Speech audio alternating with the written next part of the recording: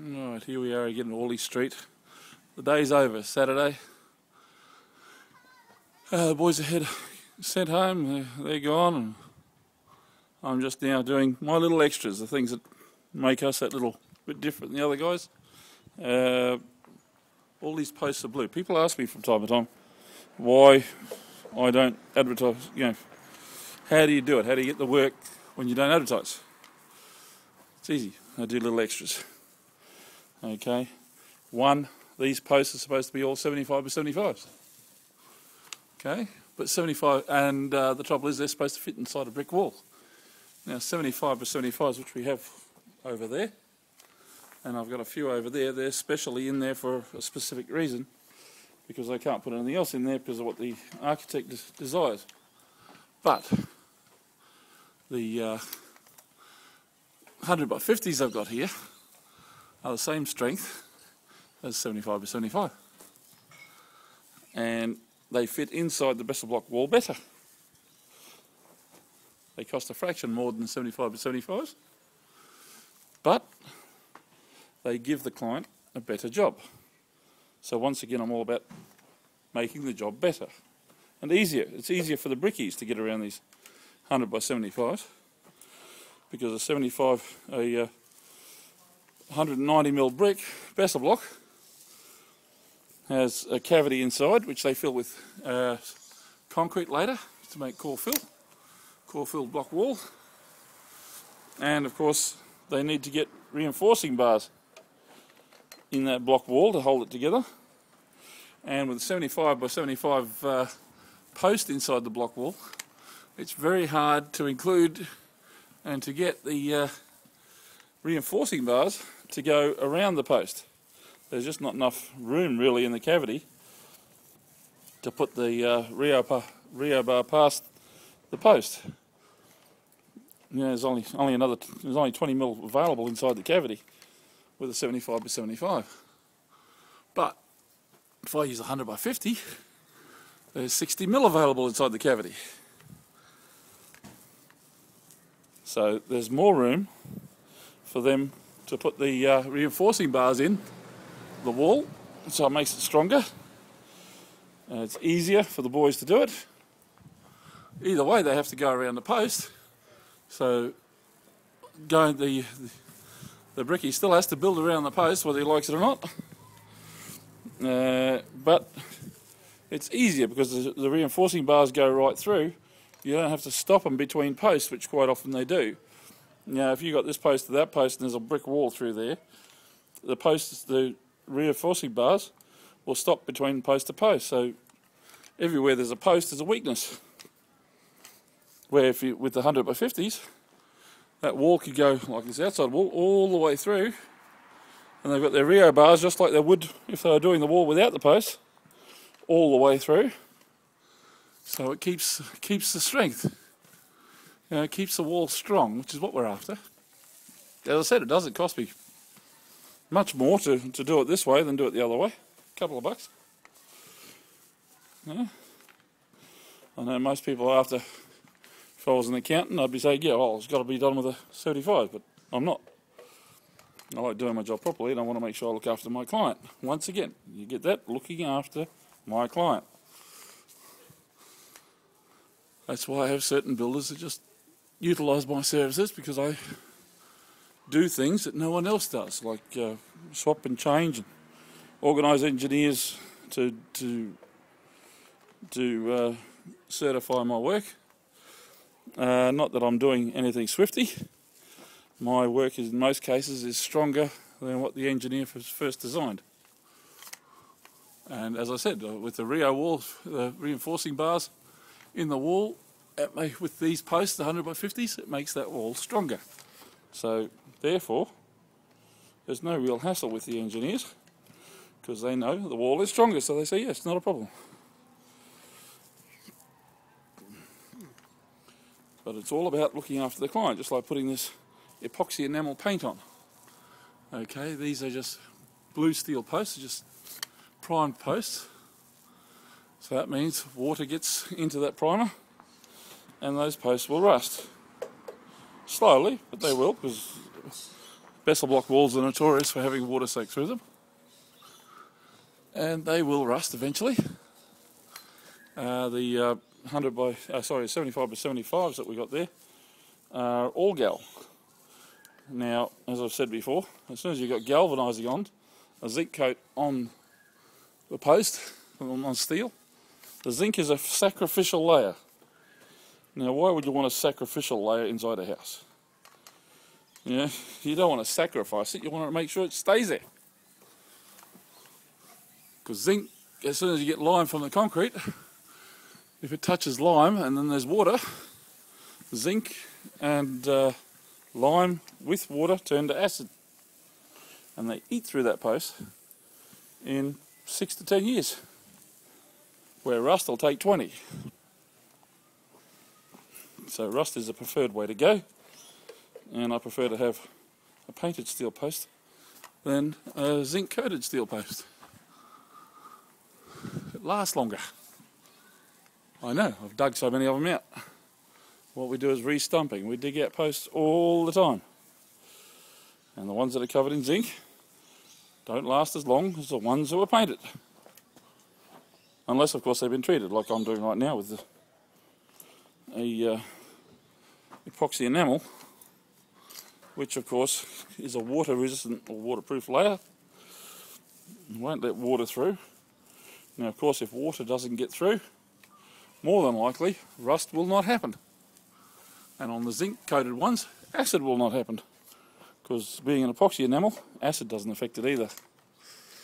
So if the two can't combine, if the zinc and the lime cannot react with each other, and water can't get involved, then the posts have got to last longer, haven't they? Once again, looking after the client. We're all about looking after the client, making sure that what he gets is a superior job, so he wants us to come back. So for those that are wanting to understand how to get work and not having to advertise for it, well, do a better job. Now, it can't hurt. What's it going to cost you? Another $5-10 a post? Or whatever you're doing, an extra $5 or $10, and you don't have to come back. Or even better, no one has to come back. So that means the client's more happy because the job lasts longer. It costs less in the long run. Because to replace these posts would be a nightmare. I'd hate to come back. I don't want to come back ever. I don't ever want to come back to replace posts.